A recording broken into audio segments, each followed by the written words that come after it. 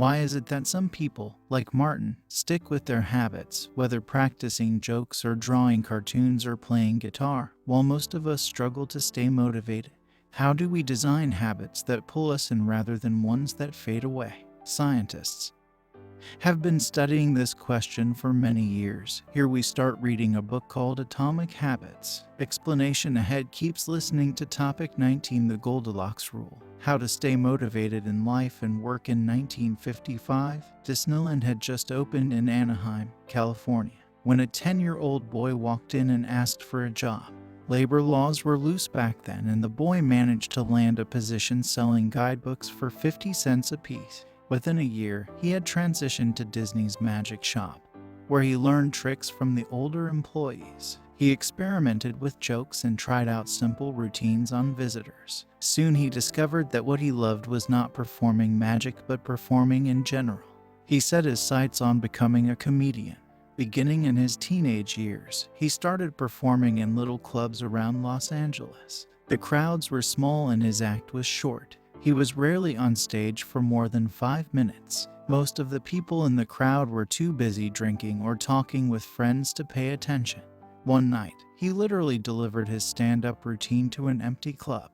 It wasn't glamorous work, but there was no doubt he was getting better. His first routines would only last 1 or 2 minutes. By high school, his material had expanded to include a 5-minute act and, a few years later, a 10-minute show. At 19, he was performing weekly for 20 minutes at a time.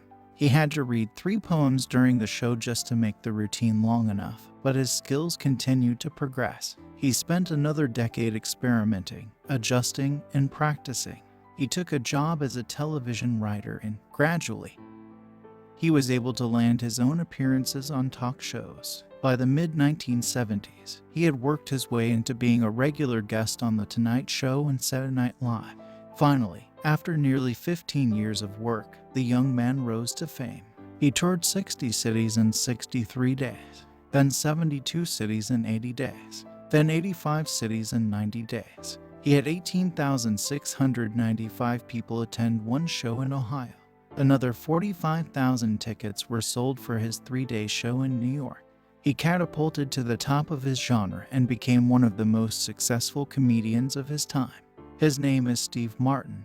Martin's story offers a fascinating perspective on what it takes to stick with habits for the long run.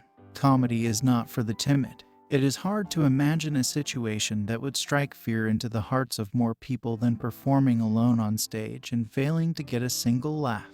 And yet Steve Martin faced this fear every week for 18 years. In his words, 10 years spent learning, 4 years spent refining, and 4 years is a wild success. Why is it that some people, like Martin, stick with their habits, whether practicing jokes or drawing cartoons or playing guitar, while most of us struggle to stay motivated?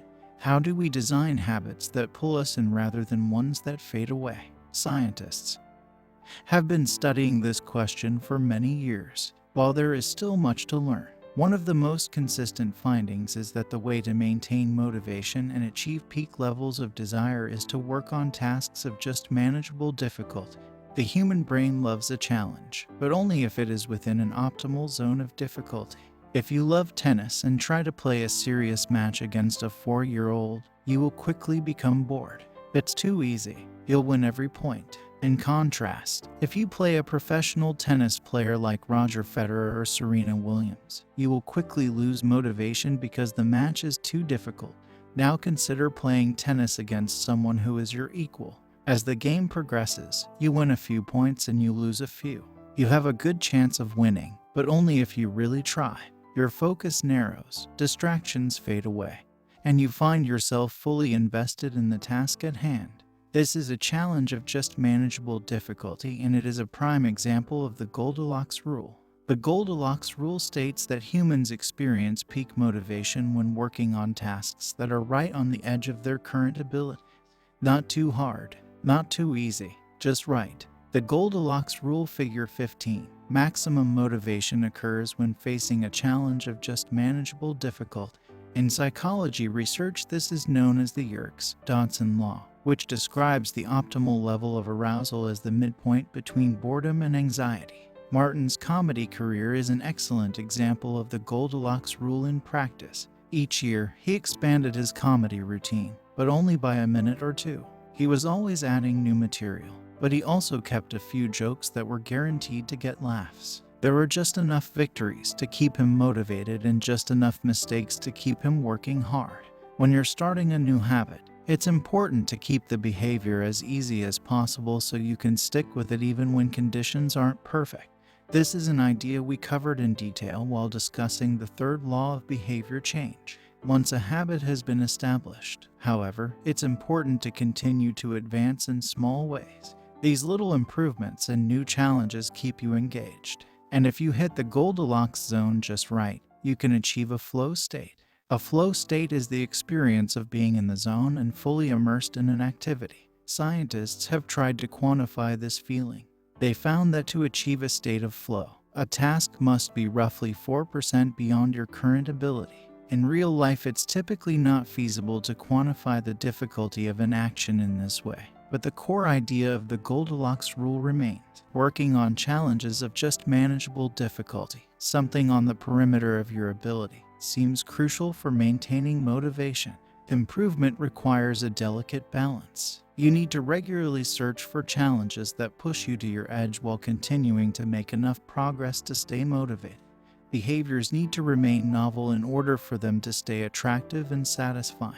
Without variety, we get bored. And boredom is perhaps the greatest villain on the quest for self-improvement. How to stay focused when you get bored working on your goals. After my baseball career ended, I was looking for a new sport. I joined a weightlifting team, and one day an elite coach visited our gym. He had worked with thousands of athletes during his long career, including a few Olympians. I introduced myself and we began talking about the process of improvement. What's the difference between the best athletes and everyone else? I asked. What do the really successful people do that most don't? He mentioned the factors you might expect: genetics, luck, talent. But then he said something I wasn't expecting. At some point it comes down to who can handle the boredom of training every day, doing the same lifts over and over and over. His answer surprised me because it's a different way of thinking about work ethic. People talk about getting amped up to work on their goals. Whether it's business or sports or art, you hear people say things like, "It all comes down to passion," or "You have to really want it." As a result, many of us get depressed when we lose focus or motivation because we think that successful people have some bottomless reserve of passion. But this coach was saying that really successful people feel the same lack of motivation as everyone else. The difference is that they still find a way to show up despite the feelings of boredom. Mastery requires practice, but the more you practice something, the more boring and routine it becomes. Once the beginner gains have been made and we learn what to expect, our interest starts to fade. Sometimes it happens even faster than that. All you have to do is hit the gym a few days in a row or publish a couple of blog posts on time, and letting one day slip doesn't feel like much. Things are going well. It's easy to rationalize taking a day off because you're in a good place. The greatest threat to success is not failure but boredom. We get bored with habits because they stop delighting us. The outcome becomes expected. And as our habits become ordinary, we start derailing our progress to seek novelty. Perhaps this is why we get caught up in a never-ending cycle, jumping from one workout to the next, one diet to the next, one business idea to the next. As soon as we experience the slightest dip in motivation, we begin seeking a new strategy, even if the old one was still working. As Machiavelli noted, men desire novelty to such an extent that those who are doing well wish for a change as much as those who are doing badly. Perhaps this is why many of the most habit-forming products are those that provide continuous forms of novelty. Video games provide visual novelty. Porn provides sexual novelty. Junk foods provide culinary novelty. Each of these experiences offer continual elements of surprise. In psychology, this is known as a variable reward. Slot machines are the most common real-world example. A gambler hits the jackpot every now and then, but not at any predictable interval. The pace of rewards varies. This variance leads to the greatest spike of dopamine, enhances memory recall, and accelerates habit formation. Variable rewards won't create a craving. That is, you can't take a reward people are uninterested in, give it to them at a variable interval, and hope it will change their mind. But they are a powerful way to amplify the cravings we already experience because they reduce boredom. The sweet spot of desire occurs at a 50/50 split between success and failure. Half of the time you get what you want, half of the time you don't. You need just enough winning to experience satisfaction and just enough wanting to experience desire. This is one of the benefits of following the Goldilocks rule. If you're already interested in a habit, working on challenges of just manageable difficulty is a good way to keep things interesting. Of course, not all habits have a variable reward component, and you wouldn't want them to. If Google only delivered a useful search result some of the time, I would switch to a competitor pretty quickly. If you were only picked up half of my trips, I doubt I'd be using that service much longer. And if I flossed my teeth each night and only sometimes ended up with a clean mouth, I think I'd skip it. Variable rewards or not, no habit will stay interesting forever. At some point, everyone faces the same challenge on the journey of self-improvement. You have to fall in love with boredom. We all have goals that we would like to achieve and dreams that we would like to fulfill, but it doesn't matter what you are trying to become better at. If you only do the work when it's convenient or exciting, then you'll never be consistent enough to achieve remarkable results. I can guarantee that if you manage to start a habit and keep sticking to it, there will be days when you feel like quitting. When you start a business, there will be days when you don't feel like showing up. When you're at the gym, there will be sets that you don't feel like finishing.